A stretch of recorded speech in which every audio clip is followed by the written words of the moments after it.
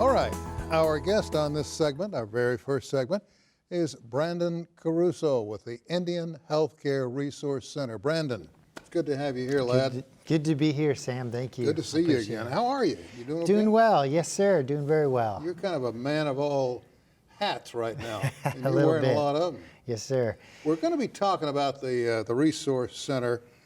I'd be curious to know if you would give us a general explanation of what is the Resource Center, who will it serve? Absolutely. So what it is the Indian Healthcare Resource Center, IHCRC, and that's located in Tulsa. It's a urban Indian clinic, and it's pretty special. One reason that it's special is because it's not under any one tribe, so it's its own nonprofit.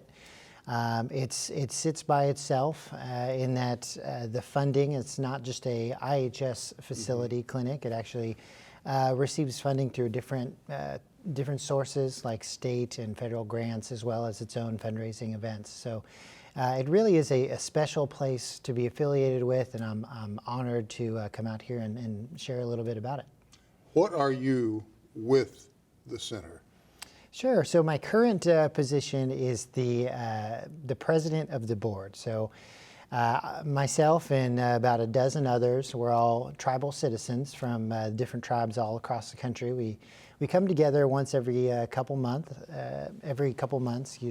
along with the CEO, and basically just make sure that the center is following the mission statement. I think if you could give a job description for each of us, it's primarily that. Make sure we're on track and making those decisions, whether it's financially or something more along the lines as the protocols and procedures that happen there every day.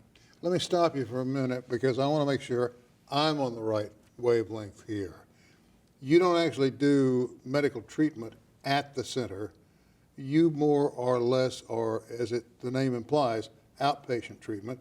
You refer or recommend to whomever comes through the door.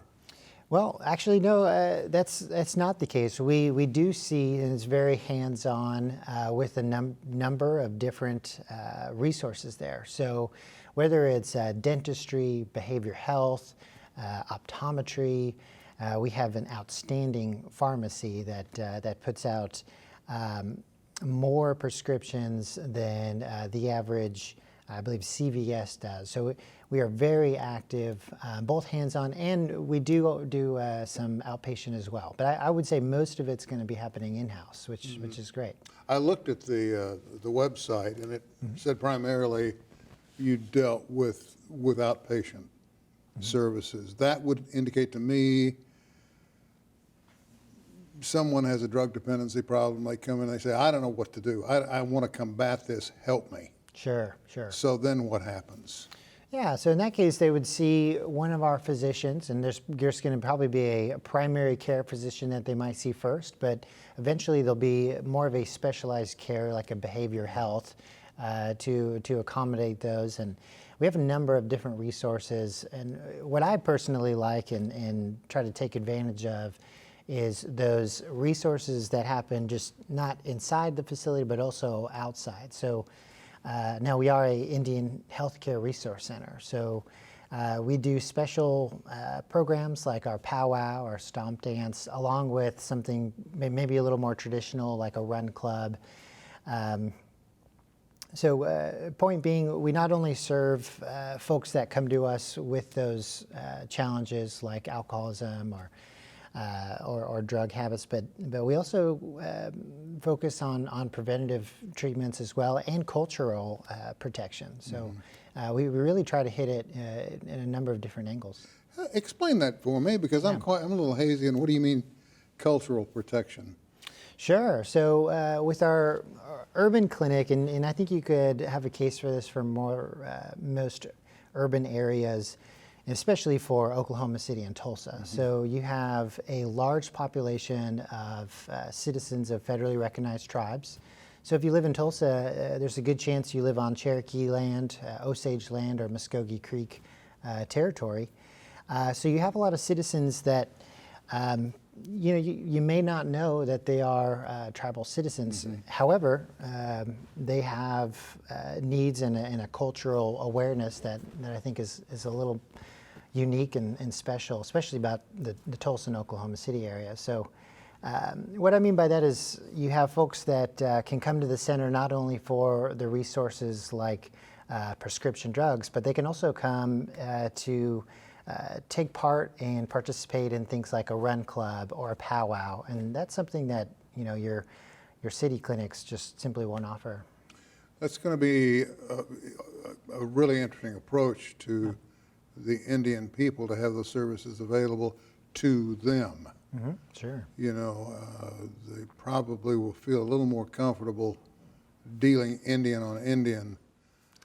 Oh yeah, I think there's a case to be made where you won't find anybody that'll take care of you more than your own people, right?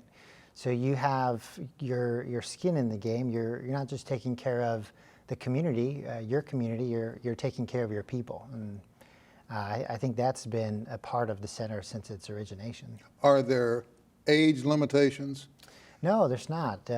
From 1 to 99. I don't know the oldest patient, but I'm sure it's been up there quite a bit.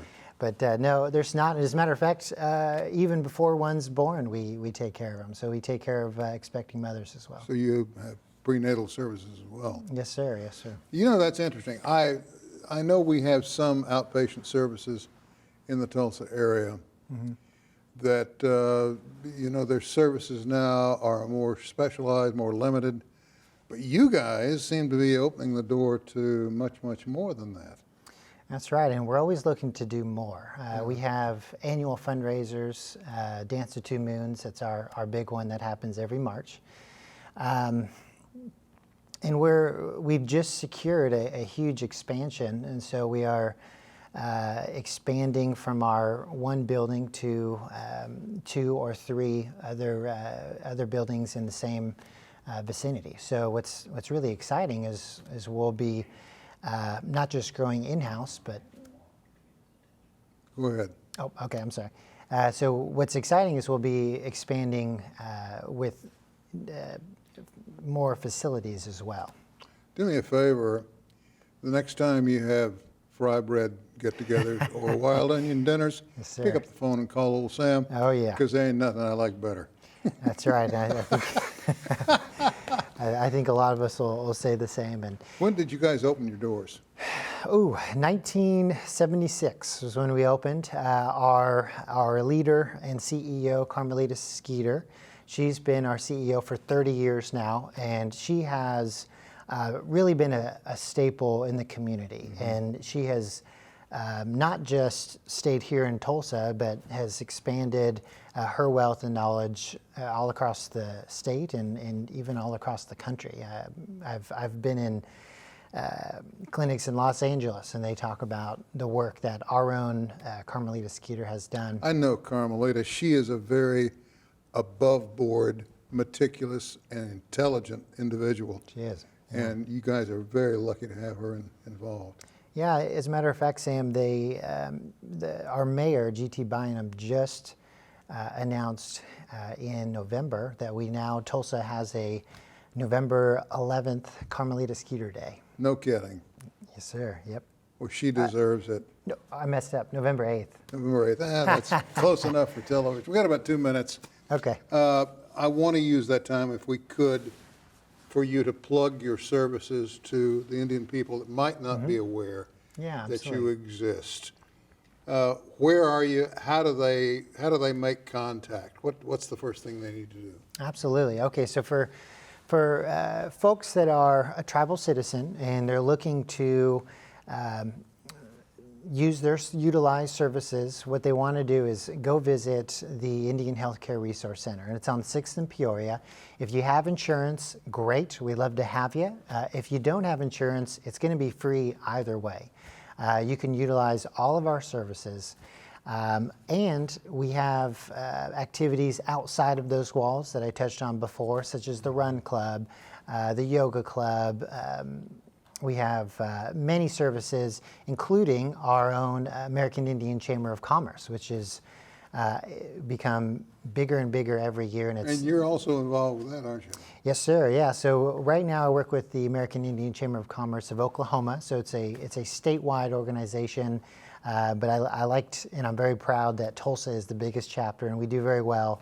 As a matter of fact, next month we'll have our own mayor come into town, and he's going to speak for our chamber. So it's a great way to get involved, and I highly recommend folks to do so. Any chance there's going to be some fry bread involved? Anything I need to know about? You know, when we do, we'll definitely let you know. We always love to have our traditional food out there, but yes, definitely we'll let you know. Brandon, we're out of time. Thanks Okay. for taking time to come visit with Thanks, us. Sam. You're a good man. I appreciate it. We'll look forward to having you back. Thank you, Sam. We'll do. All right, my friend. Anytime. Up next, it should come as no surprise, the first tribally affiliated medical school will soon open its doors in Oklahoma.